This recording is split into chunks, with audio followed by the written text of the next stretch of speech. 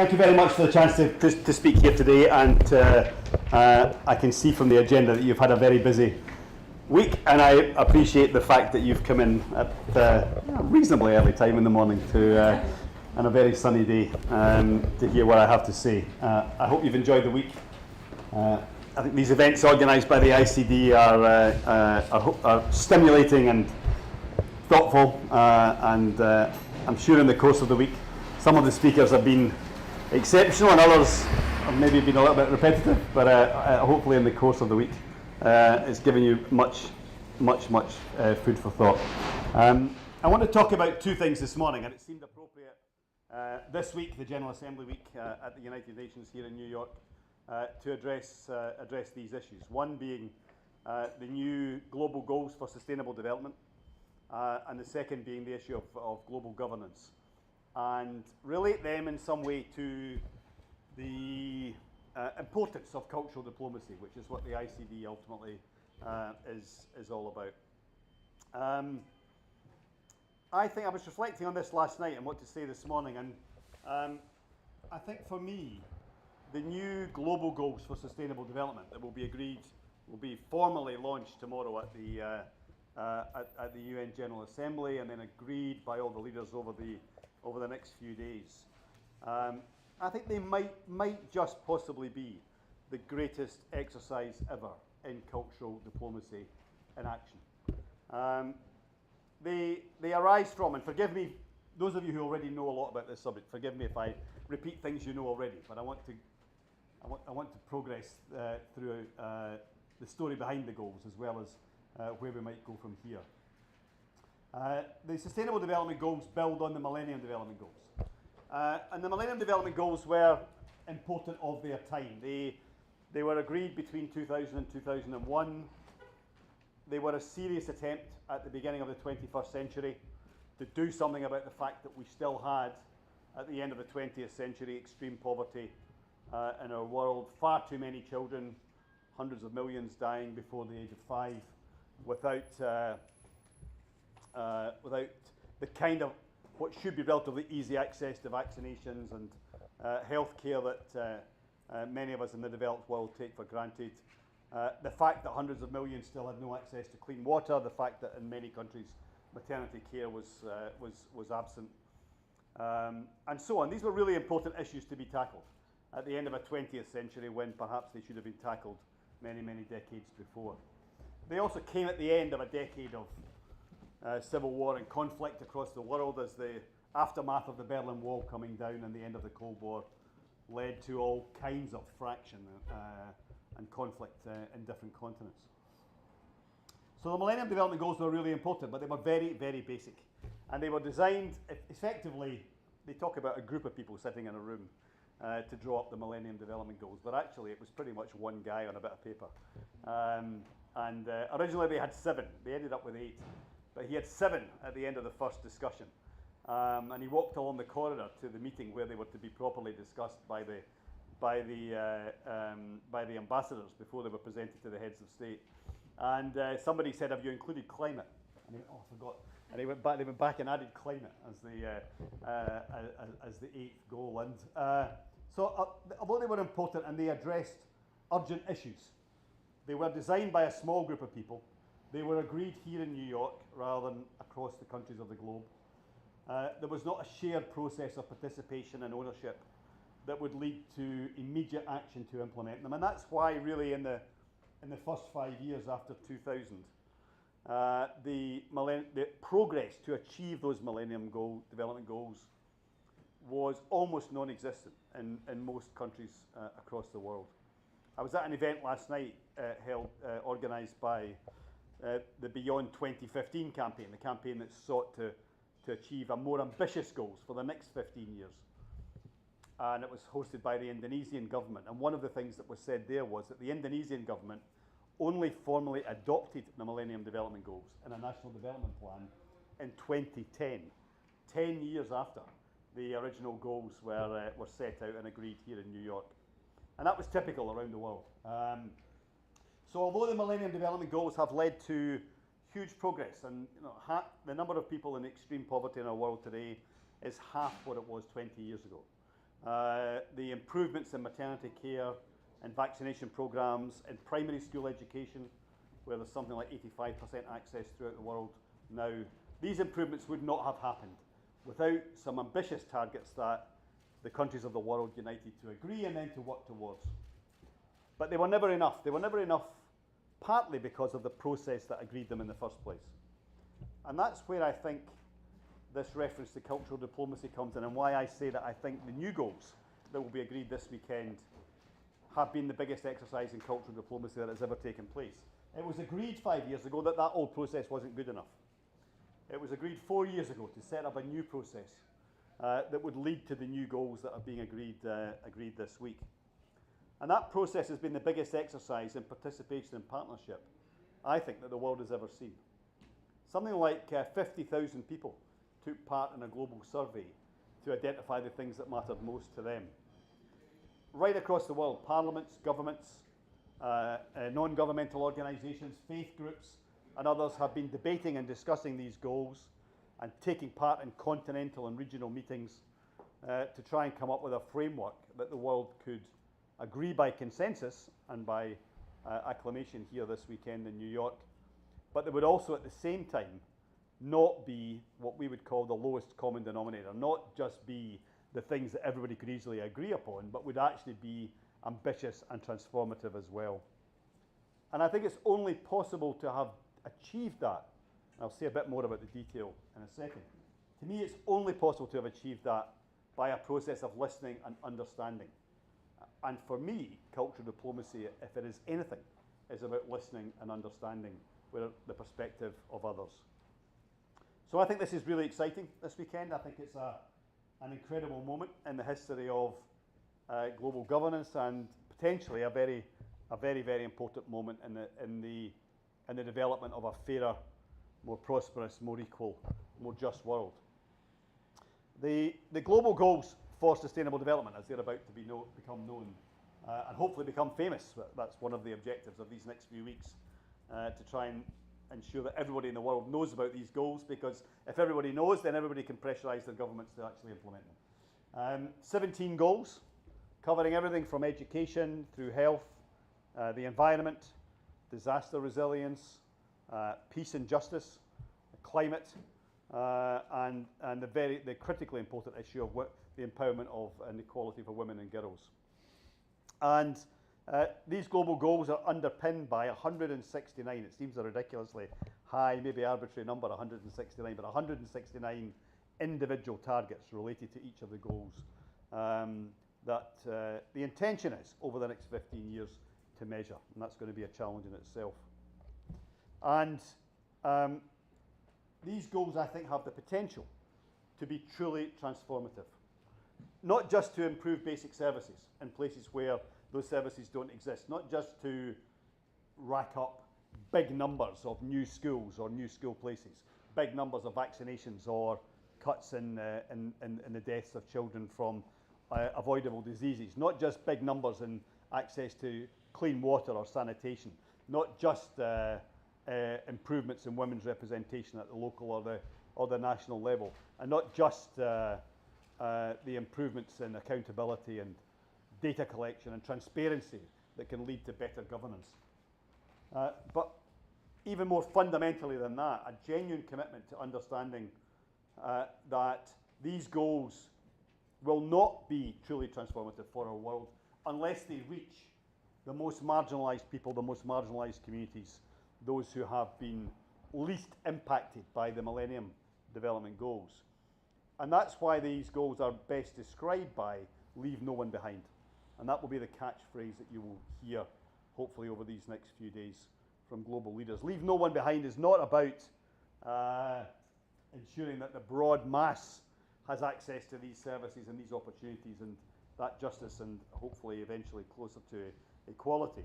But it's about ensuring that these goals transform the lives of those who live in the worst conditions, the most extreme poverty, the most danger or fear of violence or conflict, the most unjust, underrepresented, discriminated against communities, indigenous people, in some countries in the world, women and girls, in some countries in the world, those with disabilities or medical conditions that are frowned upon or ignored, and so on and so forth. These are the, to me, these are the priorities for these Sustainable Development Goals that will really change the world in a way that is that leaves no one behind. And that is what is meant by the phrase, leave no one behind. No goal met unless it is met for everybody. That makes these global goals the transformative, ambitious programme that the Millennium Development Goals were unable to achieve for the political reasons of that time. So I think this exercise, a huge exercise in cultural diplomacy, where people of different continents, of different races, different religions, people from different kinds of countries, rich and poor, secular, religious, and so on and so forth. These developed and developing. All of these countries, all of these regions, all of these continents coming together to agree these goals has been an exercise in communicating and dialogue and understanding each other, understanding where you're coming from and what needs to be done, and might just mark a turning point in the way that we do business in our world, and therefore a boost for the ideas of cultural diplomacy that you have been talking about this week.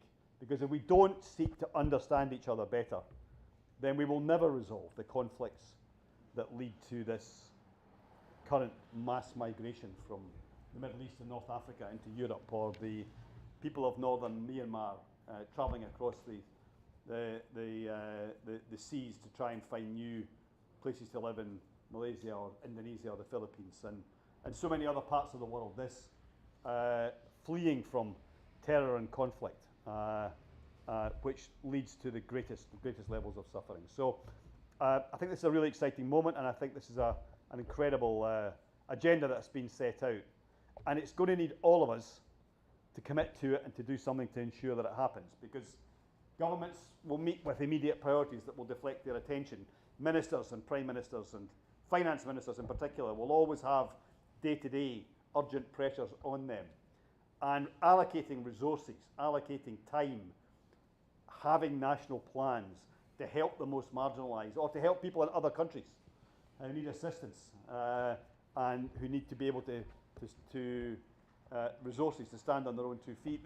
These priorities will never be the first on the table, but it will be global pressure from the next generation that will ensure, hopefully, that this generation in government pay real attention to these goals from day one next week, and that we actually start to see the progress that hopefully we all desire. I think arising out of this, if I can perhaps just switch to a related but similar topic. Arising out of this, it seems to me that it is just possible that global governance will never be the same again. That the agreement of these goals by this mass participatory process, an attempt to genuinely have a universal understanding of the problems faced by different peoples around the world, and to genuinely reach a consensus, a bottom-up consensus on the targets for the next 15 years, might just lead us to question the way that decisions are made up the road at the United Nations every week of the year. The idea that we can run a system of global governance in the 21st century based on the powers that were victorious in the Second World War in 1945 having a veto over decisions is so far now out of date and inappropriate that there is an urgent need for a global debate about changing that. And this whole issue, this whole perspective of cultural diplomacy, of understanding, of soft power, of listening, of dialogue, of participation, this whole approach has to surely underpin the system of global governance that we put in place at some stage to replace it. That is never going to be easy. Those who have the power just now will never give it up easily. But I think there is a case over these next few years to try and build a global movement that says the time has come to change this system. And I'll just offer a few thoughts on that. It seems to me that it is simply no longer possible to justify a system of global governance that, despite the rise of China and the massive importance of China to the global economy and to global relations today, to have a situation where China is at the top table but Japan is not, to have a situation where Russia is at the top table but India is not, to have a situation where the United Kingdom and France are at the top table but Germany is not, to have a situation where the United States is at the top table but the rest of North and South America is not, and to have a situation where no permanent member of that Security Council comes from the great continent of Africa. These are conditions of a bygone age, an age when there were still colonial imperial powers running half of the planet. When I was a young kid at primary school in the UK, we used to have maps on the wall that showed the British Empire in pink, and almost about 2/3 of the globe was pink on this map, belonged to us. It didn't really at that point, I'm not that old, but they were using old maps. But they still had, and this is a psychology that permeates the structure of the United Nations, and I think the time has come for radical change here. And I believe that the structure should both reflect the different parts of the world, but also it should encourage regional cooperation in different parts of the world. And I'll just throw this out for our interactive session, which I see is next on the agenda. It seems to me that if you had a Security Council, an inner decision-making body in the United Nations that was reflective of the regions of the world, the continents and the regions of the world, and that within those regions, either the regional body themselves or by rotation, the countries of that region represented that region on that inner body, then not only would you have a greater partnership approach to the way that the world is governed, but also that you would have a level of participation at the regional level, where countries in the neighbourhood would work together much more closely. And the best examples today of conflict prevention, of development, of opening up trade and bringing down barriers to economic development and to people moving around, are where that regional cooperation has taken place. Some of the regions of Africa, emerging regional cooperation in parts of Southeast Asia, emerging regional cooperation in some parts of Latin America, and of course the European Union when it works, which is not always. And these, it seems to me that the system of global governance that we have should encourage regional cooperation, because it's in the region, in the neighbourhood, that you are most likely to have the right peer pressure to ensure that good standards of governance are met, that development crosses borders and crosses countries and crosses peoples, and that the region then speaks with a voice at the global level and ensures that it is effectively represented. So I can see in the future a United Nations system that is based on that model, where the European states are represented by the European Union, where the Southeast Asian states are represented by ASEAN, where the African Union has 2 seats at the top table, and so on and so forth, where you have a genuine system of governance that is a genuine partnership, and where these ideas of cultural diplomacy can permeate every discussion and ensure that we have a greater understanding of where everybody in the world is coming from before major decisions are made, or in many cases up the road, are not made, as we see in Syria today. So with these thoughts, happy to open up for discussion. I think you're in New York. Those of you who have travelled to be here, those of you who live in New York are just generally lucky. And I'm so jealous. But those of you who've travelled to be here, you're here, I think, at a moment in history. I think these new global goals for sustainable development will transform hundreds of millions of lives, but they could also transform the way we look at the way we make decisions for our world in the 21st century. And you will look back on this week as a week when you were there, you were close to it, and hopefully in the short, medium and long term, you'll be part of the solution as well. Thank you very much.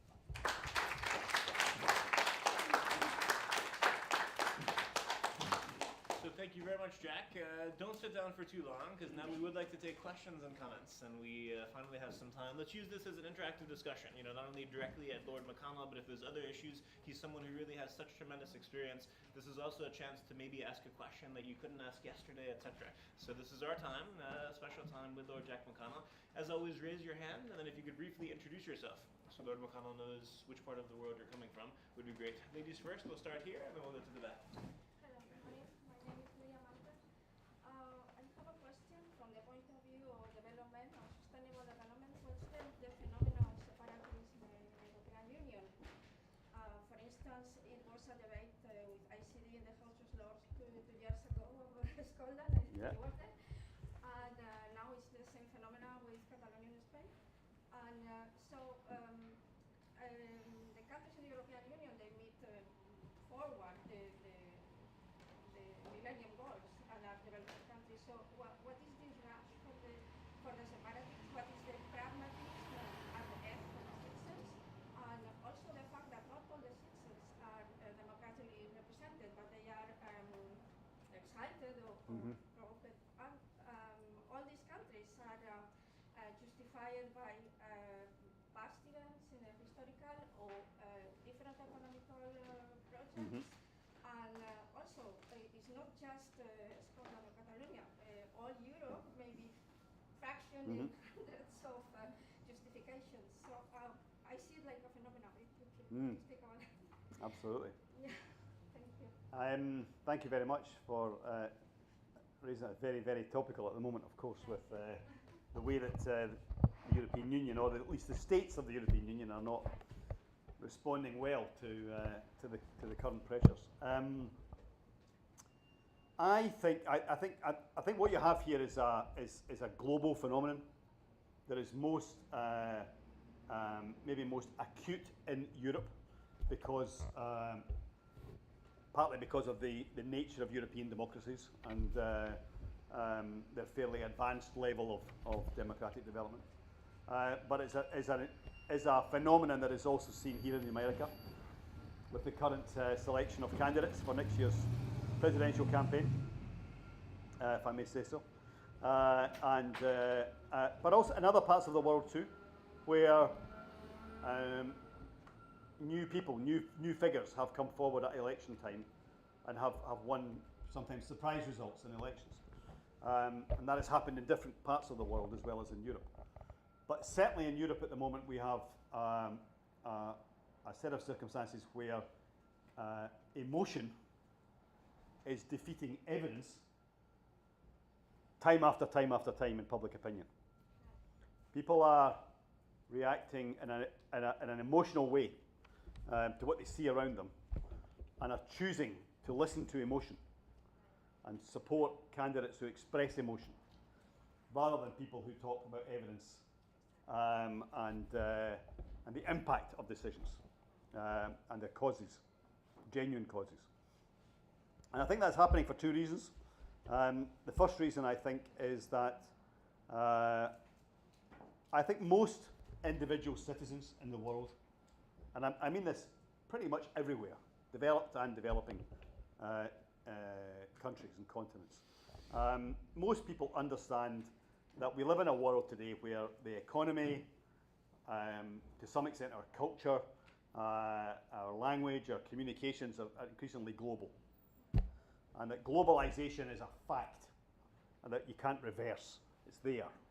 The speed of communications, the speed of transactions, the nature of trade, the global media and communications leading to a globalization of cultures and so on. All these factors are there. They are a reality in our lives, and we can't really change that. Unrealistic to try and think we can change it. But people want more control over their day-to-day lives. So they might accept that globalization is a reality, but they don't like the feeling of disempowerment. They don't like the feeling of losing control to these global forces. And their reaction to that is to support parties or individuals of a slightly more politically extreme nature on right and left, who provide easy answers to that solution by looking inward to your own country and your own circumstances. And that is happening right across Europe. You know, if anybody had said even 5 years ago that a party of the extreme right would be at the top of the opinion polls in Sweden this month, as they are, then you would not have believed that that was possible. And you know, and probably the most symbolic social democratic nation on earth, party of the extreme right, is currently leading in the opinion polls. And but it's happening on both sides of the spectrum, and it's happening now in Northern Europe as well as Southern Europe. And I think it's maybe happening here in the United States, if we look at the presidential debates. Yeah. So I think that's one factor. I think the second factor is the crisis of leadership. And that those who in the past would have led these debates about the great changes, their successors are not providing the same vision and substance to try and counter this fear. And if you think back, again, just to relate this to Europe, but also United States and other parts of the world as well, there have been leaders at different times in the last 50, 60 years who have had a vision for what should happen, whether it was the creation of multilateral organizations, whether it was changing global economic relationships, whether it was dealing with the conflicts of the time, or the migrations of the time, or decolonization of empires, whatever, who were able to lead public opinion, shape public opinion, point a way ahead based on evidence and values. And that's missing today, I think, in our mainstream politics. So like a combination of a weakness in mainstream politics and emotion-beating evidence as a response of individual citizens to globalization and a feeling of disempowerment, I think are the two reasons for this. I don't have any great solutions to this, but I think those of us who are in the mainstream to some extent, I would put myself somewhere in that spectrum, need to be willing to tell the truth about the world as it is today, but also make the case for these great issues of dealing with conflict and poverty that lead to these mass migrations and all this feeling of threat. And I also think we need to make the case for sharing sovereignty. One of the problems in the European Union is that, I'll just finish on this point, the national leaders have been too willing to blame the European Union for unpopular decisions and revert to being national leaders, rather than make the case for, in our world today, if you're going to tackle climate, if you're going to tackle conflict, and you're going to tackle inequality and the global economic system and the challenges of globalization, then you have to have shared sovereignty and some sharing of power at the multinational level. And national leaders need to tell the truth about that. You cannot have solutions in one country anymore. And I think that's a big problem. So the one thing I would make a call for is that we have national leaders who actually make the case for sharing our sovereignty and solidarity internationally to deal with these major global challenges. Okay, I think let's go to the back. You were waiting first, and then we'll come to the side, please. I'm Fred White. I live in Canada. I come from the Ivory Coast in West Africa. Okay. I'd like to ask a question about international culture. We see the world leaders. We talk about the need for more collaboration between North and South, between all the other people. But the thing that we see, we have more summits every year. We have a lot of summits, a lot of conferences, but sometimes I wonder if it is not sheer hypocrisy, because when we talk about, we need to cooperate more, but the reality on the ground is that it seems that the world is becoming more and more polarized. Mm-hmm. That it is the might of the more powerful. The more powerful, I don't see them cooperating. Instead, I kind of see them imposing their views. So why always advocate for more cooperation, during conferences, Symposium, big meetings, every year we have meetings, but in the reality, we don't see that cooperation, we see, imposition of the will. Yeah, so, can you explain that? Yeah. Is it hypocrisy or is it, am I saying wrong? Yep. That's what I said. Thank you for your question. Thank you. Good question. Absolutely. Great question. Having given a sort of pessimistic answer to the previous question, because I'm a bit pessimistic about Europe at the moment, can I give an optimistic answer to your question? I think I totally understand what you're saying about these summits sometimes appearing to be, or regularly appearing to be, those in positions of power coming together, maybe saying the right thing, but not actually doing it afterwards, because that happens many times. But also, when there is a disagreement, the more powerful economic nations being able sometimes to stop decisions being made by everybody else. And I completely understand that. The one thing I would say, though, is that without the summit, you don't even have them at the table. And they can do what they like anyway. So I do think, although these international discussions are sometimes less fulfilling and less successful than we would want them to be, and less progressive than we would want them to be, and sometimes the promises are made that are not kept, and I've seen that many times over the years. For me, it is still better to have people at the table having that discussion, because you do edge in the right direction. So you do make some progress, even if it's only in words, or even if it's only in a compromise.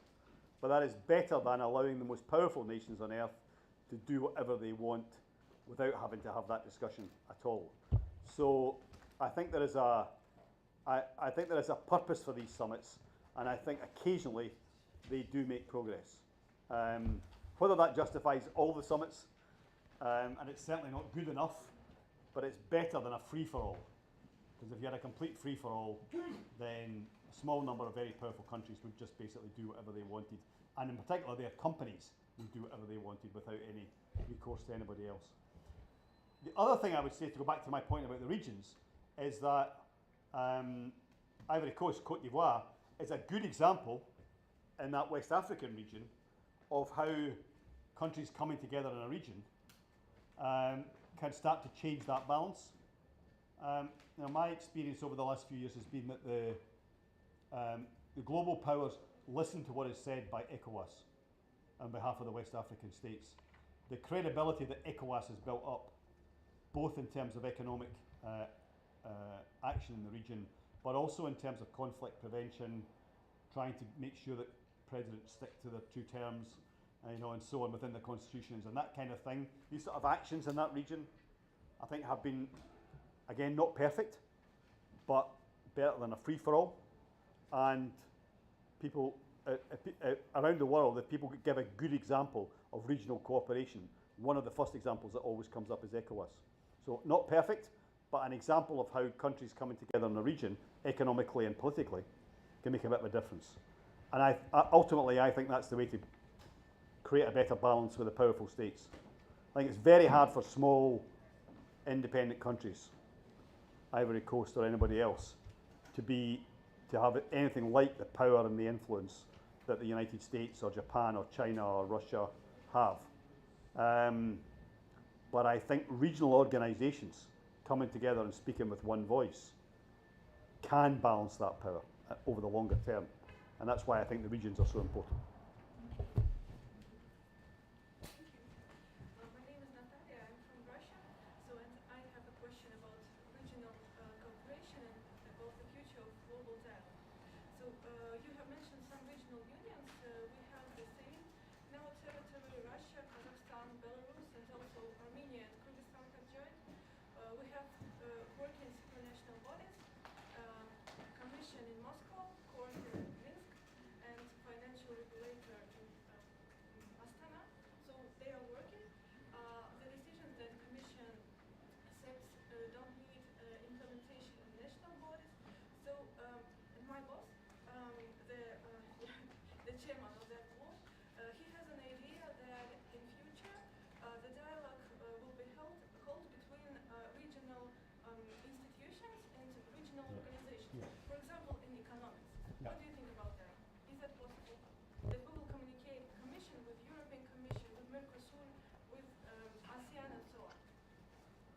Yes, I think so. Absolutely. I think it's not only desirable. I think it's desirable, but I also think it's likely. I don't. You know, I think the point that's been made by the gentleman at the back from the Ivory Coast of Canada. You know, that this imbalance between small states and the large states can only be countered if small states, sometimes with a big state as part of the union, but if the states come together in groups, you can't. You're not going to change the economic balance between the United States and China and Japan. In fact, you know, it's very hard for China and Japan to change the economic balance with the United States. It's even harder for everybody else to change the balance with the three of them. And I do think that, I think economically, if we're going to get proper progress on trade, on economic cooperation, on some rules in financial services, you know, maybe some action on transactions, these kind of issues, I think you need regional voices to be dealing with each other. We think that in regional union, the little countries should be has a chance to be heard, Yeah. and then with that united voice, they can Yeah. have a dialogue with other regionals. Absolutely. Thank you very much. Absolutely. Without that, you have two problems. One is that those individual countries are not big enough to take on the superpowers and to negotiate fairly with the superpowers. But the other problem is that their local, regional economy is completely dominated by the one big That's true. power in that region. So, We'll try to balance that. yeah, so people, I mean, you know, in your area, people might say that Russia dominates this alliance, but Russia would be dominating the economy of the region anyway. Yeah, that's true. And it's only by trying to build an alliance and a union But that you can some way control that power. we try to find that solution. We have for three representatives from each country. Yeah, Yeah. yeah, We try to let everybody to have a voice and to speak and to express their interests. yeah, Thank you. absolutely. Thank you. Thank you very much. Thank you. My name is Kim Gordon. I come from South Africa. I agree with your presentation. How we're going to now see this signing of and adoption of the SDGs. And I agree with your analysis that we really need to see the reform of the UN Security Council. I think it will be very sad if we don't see that accompanying the SDGs. Because for my view is we then have a new wine in an old wine skin, and it's not going to make the world anything better because we still have the old structures in place, still dictating what should be done. And so it will not really see the light of the day in terms of the implementation at the country or even at the regional levels. But I'm also very skeptical, to be very honest, with the regional model that is being proposed. Because with the current even emerging superpowers, especially you made indications to China, I think the problems there are that now you find different relationships that are emerging, and the countries are still able to bulldoze smaller countries.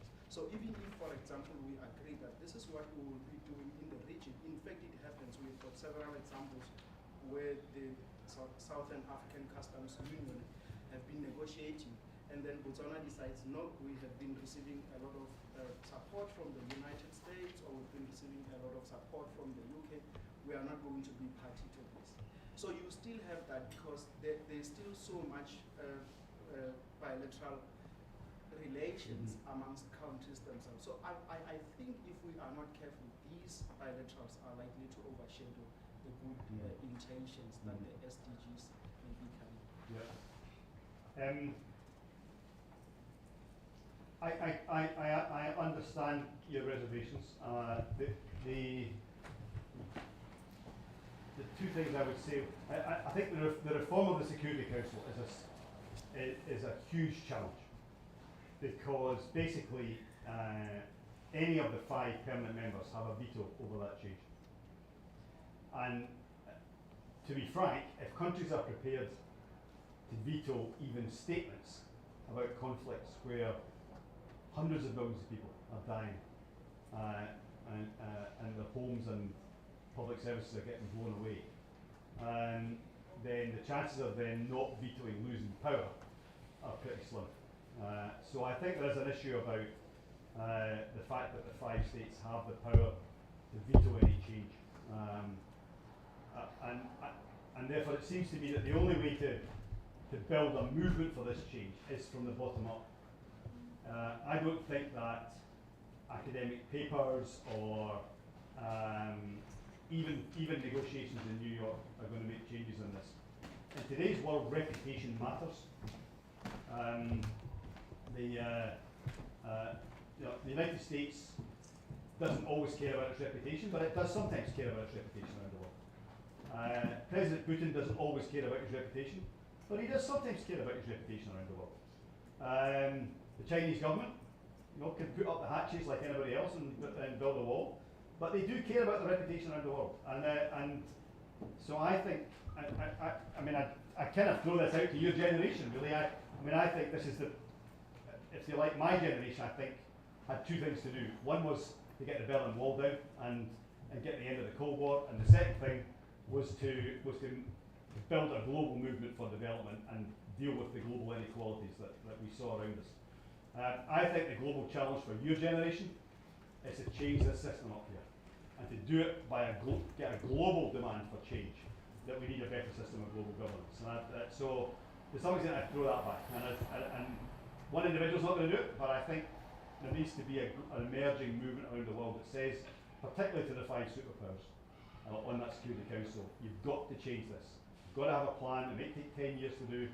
You've got to have a plan. You've got to be willing to give it up. Maybe initially voluntarily.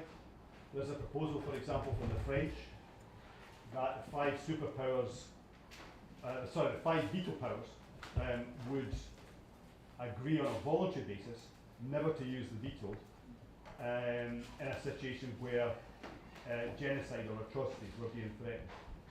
So they would never use the veto to protect their friends, basically, who were committing atrocities. Now that's a long way off, because at the moment only the French are committed to doing that. The UK is quite close to agreeing. The other 3 are nowhere near agreeing. But I think gradually it's maybe possible to try and build a movement towards this, and I think that's a challenge for you. And on your point about the regions and the bilateral donors, one of the reasons I think the SDGs are important is that particularly if we can make them famous, if we can get everybody talking about them, everybody knows about them, it does give governments, particularly small governments that are under pressure from donors, something to say, no, you were part of this decision on the SDGs, and we've built this national plan based on our SDGs, and we've got this regional arrangement based on those SDGs. So you cannot come in here as a bilateral donor and say that you will give us this money only for this other purpose. You agreed these SDGs, and you have to help us implement them. So I think it's possible that the SDGs, because they are different from the MDGs, might just give smaller countries the opportunity to stand up to the donors a bit better and force the donors to behave a bit better. But that's, again, I recognise a huge challenge. I just think that what is happening in Europe, the emergence of Yep. the right-wing parties, I think it's similar also between developing worlds in African states. What we see now is you also have got very strong populist movements that are coming, and they are challenging the current structures, global and even national. And they are really receiving a lot of support. And I think that, even if we can argue that the SDGs can be best implemented, I think we need to find a way of keeping governments accountable. Yeah. I think there are many governments. I'm not very sure of the other parts of the world, but I know in most parts of Africa we don't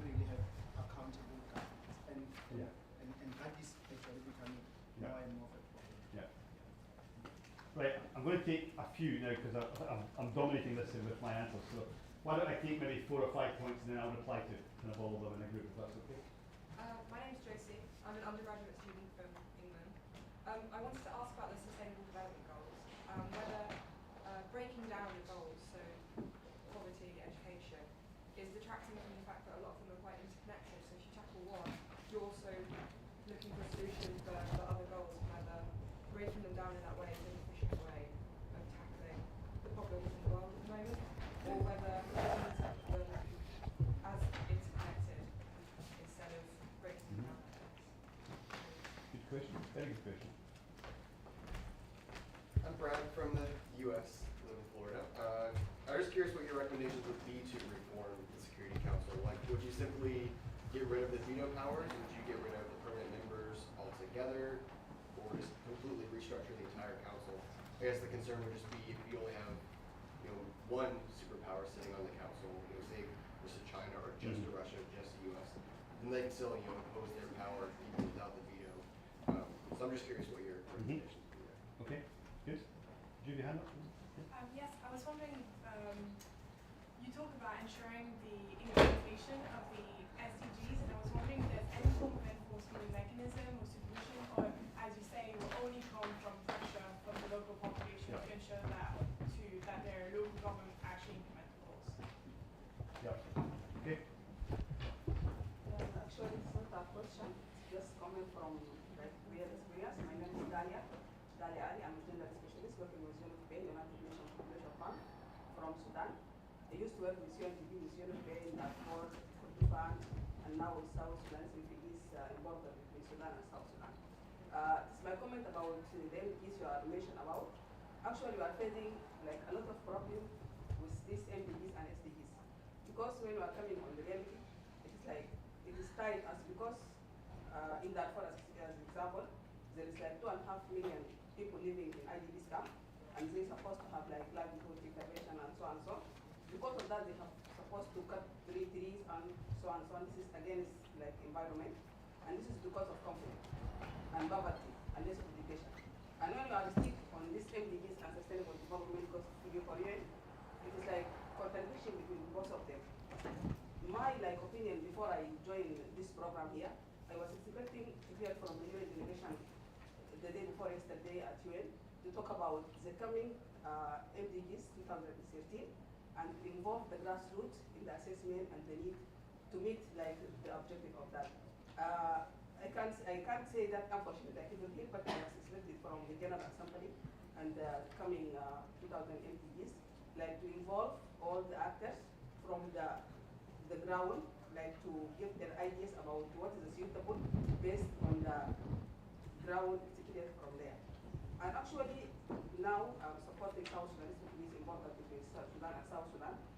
And when we are coming to education, environment, pets, child care safety, and all this, it is we are suffering because we are trying to support those people, and there is something we have to stick on it. This is the policies, roles, and that. And those policies are not not a Bible or Quran. It's made by men, and I think we have to be consulted on that. We are very terrible on that. Thank you. Thank you.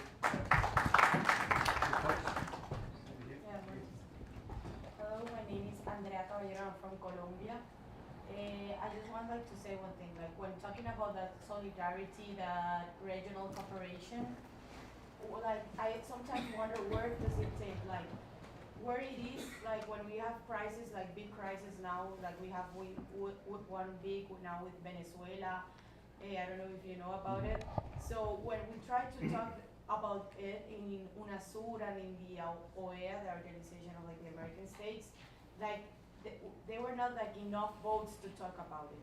So here is a big question, where is that solidarity? Where is that moment, we say, okay, Latin America needs to all be united and just to try to solve big crises. But because today they close with Colombia, tomorrow it can be with other countries.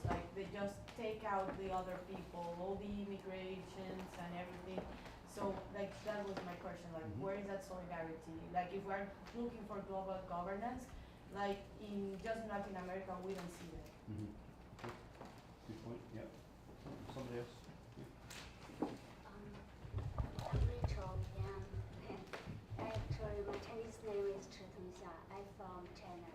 I think this world need mutual contribution and mutual efforts to build a peaceful world. And actually China is rising and people can see that. And I think it is a good thing to see China is rising.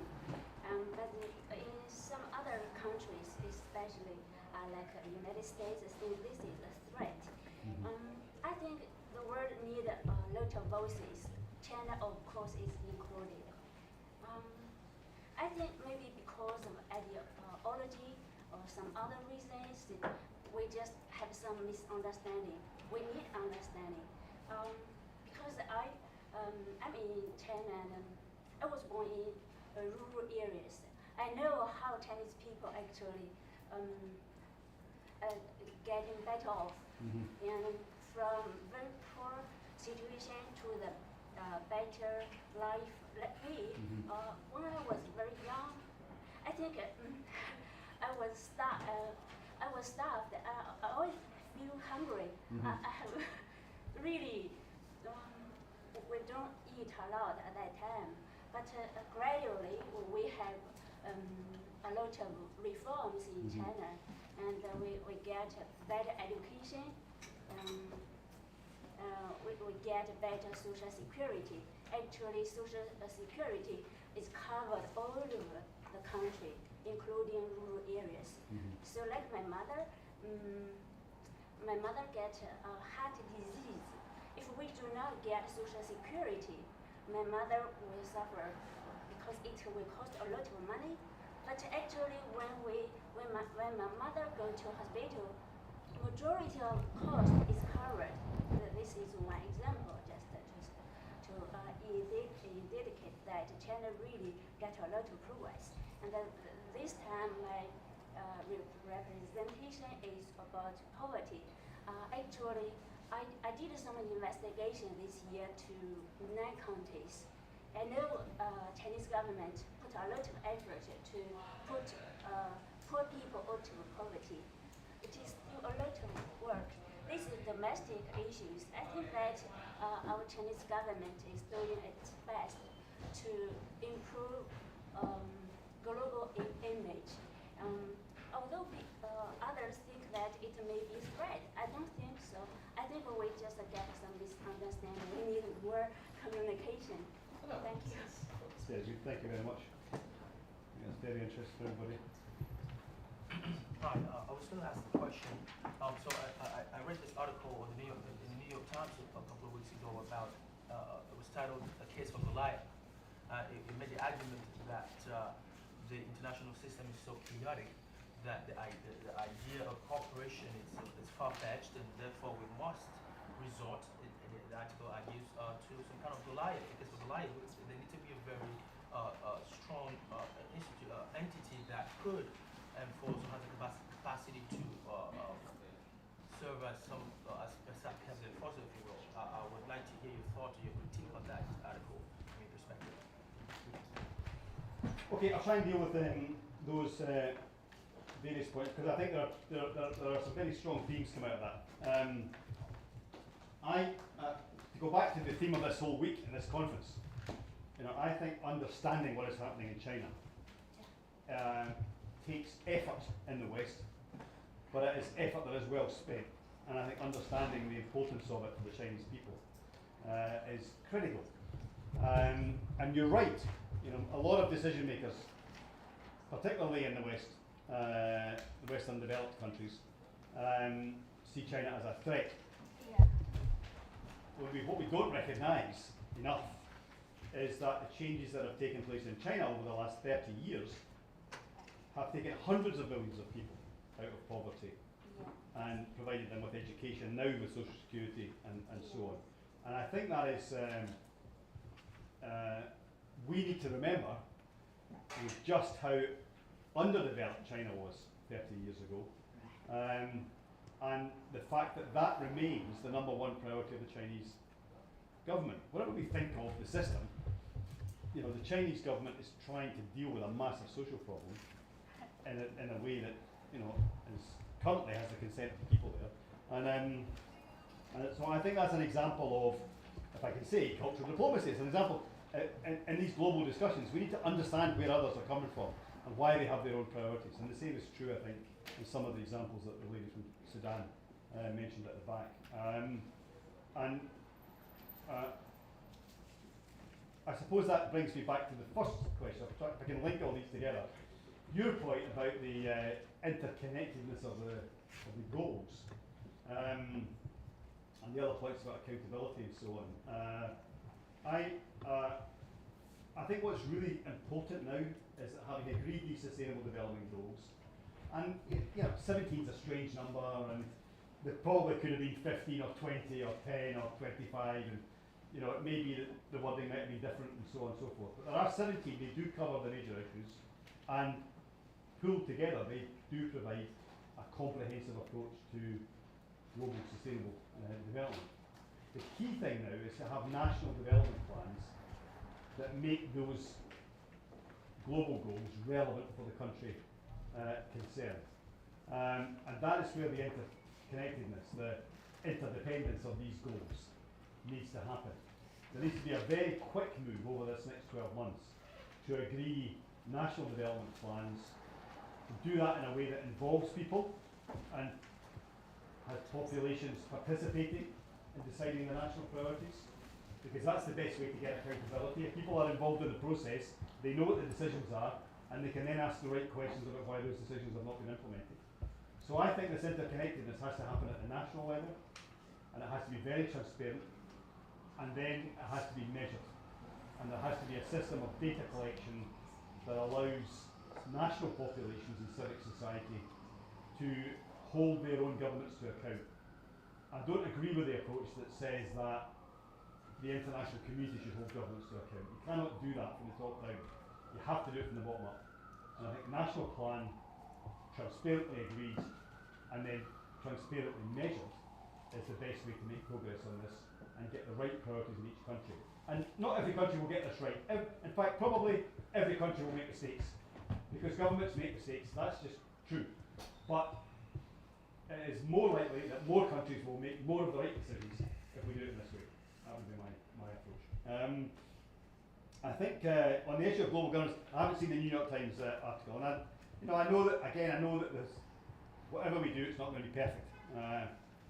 But I do think if you had in answer to your question, I think if you had a UN Security Council that had, and it would probably need to be a compromise between some permanent members and some regional members, that a group of countries over a certain size in the world, because they would dominate the regions, and probably because they won't accept anything else, would have some kind of permanent seat but without a veto. I would say a permanent seat but not a veto. And then balanced off with perhaps maybe twice as many regional members covering all the smaller and medium-sized countries and regions. And now, again, that system's not going to be perfect because there are regional tensions. You know, there's huge tensions in Europe just now. There's huge tensions in South America, and there are difficulties in Africa. Yes, I mean the East African Economic Community is doing that integration work that is not working in the South African development community. But so there are some good examples, some bad examples. But I think the tensions in South America are largely political. Maybe not as historic or economic as maybe some other parts of the world, but there's a left-right tension to some extent, and that's very hard to overcome at the regional level. But I just think we have to try. I think this is not going to happen overnight, but if we could get there eventually, it would be better than the system we have just now. That would be my belief. And the only other thing I would really want to highlight, and I think this relates partly to the situation in Colombia, historically over the last 10, 20 years, situations in Sudan and a number of other places, is I think one of the biggest changes in detail in these global goals is the fact that they have a global goal 16, which is about peace building and justice and institutions. When the Millennium Development Goals were agreed, one of the reasons that they only covered education and health and clean water and so on, was because at that time it was impossible to get the United Nations to agree anything that was more difficult. It was relatively easy to get people to agree to improve education. Getting them to agree that they could intervene more in conflicts and try and help avoid conflicts or deal with some of the underlying problems of governance and corruption or discrimination or whatever at a national level, was a much more challenging call. But Global Goal 16, which you should all carry around with you because it's there.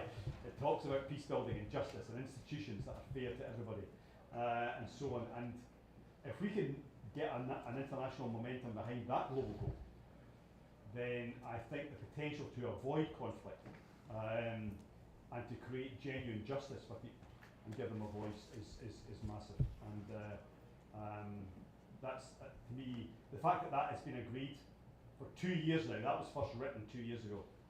And every single time there's been a summit, go back to the summits issue at the back there, every time there's been a summit, people have anticipated that the leaders would take it out, that somebody somewhere would object, like Egypt or somebody would object, and it would all come out. And South Africa was one of the countries, I think, at one point that was objecting. But the majority have clung on to it, and it's still there. So there's a global commitment to peace building, to justice, to institutions, to fairness for all. And I think that's a powerful move forward, and one that we can maybe hang on to. And I suspect that's me out of time. I'll pass it over. Thank you very much.